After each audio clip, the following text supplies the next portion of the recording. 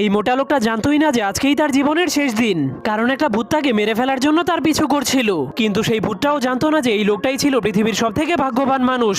এরপর ভূতটা তাকে মারার জন্য তার মাথার উপর একটা লিফট ফেলে দেয়, কিন্তু তখনই লোকটা একটা সোনার কয়েন উঠানোর জন্য নিচু হয়ে যায়, যার কারণে সেই লিফট তার মাথায় না লেগে সেই ভূতের মাথাতেই লেগে যায়। এরপর সেই ভূতটা মোটা লোকটাকে মারার জন্য বারবার চেষ্টা করতে শুরু করে দেয়, কিন্তু সেই লোকটা রাস্তা দিয়ে আরাম করে হেঁটে হেঁটে গরিব মানুষদেরকে একটি করে সোনার কয়েন দিচ্ছিল, যা দেখার পর সেই ভূতটা লোকটার উপর অনেক রেগে যায়। কিন্তু তখনই লোকটা দেখতে পায় একটা ছোট্ট পাখির বাচ্চা তার বাসা থেকে নিচে পড়ে গিয়েছে। এই জন্য লোকটা সেই বাচ্চাটাকে বাঁচানোর জন্য যেতে শুরু করে, কিন্তু তখনই ভূতটা এই সুযোগে লোকটাকে মারার জন্য অনেকগুলো ধারালো লোহা সেই লোকটার দিকে ছুড়ে মারে। ঠিক তখনই লোকটা পাখির বাচ্চাটাকে বাঁচানোর জন্য নিচু হয়ে যাওয়ার কারণে তার জীবন বেঁচে যায়, যা দেখার পর ভূতটা অনেক রেগে নিজের বোর্ডটাকে ফেলে দেয়। কিন্তু তখনই সেই লোকটা ভুল করে সেই বোর্ডের উপরে পাড়া দেওয়ার কারণে রাস্তায় স্লিপ খেতে শুরু করে দেয়, যা দেখার পর ভূতটা অনেক খুশি হয়ে ভাবতে শুরু করে লোকটা এখনই অ্যাক্সিডেন্ট হয়ে মরে যাবে। কিন্তু সেই লোকটার ভাগ্য অনেক ভালো হওয়ার কারণে আরামসে রাস্তাটা পার হয়ে যায়, যার কারণে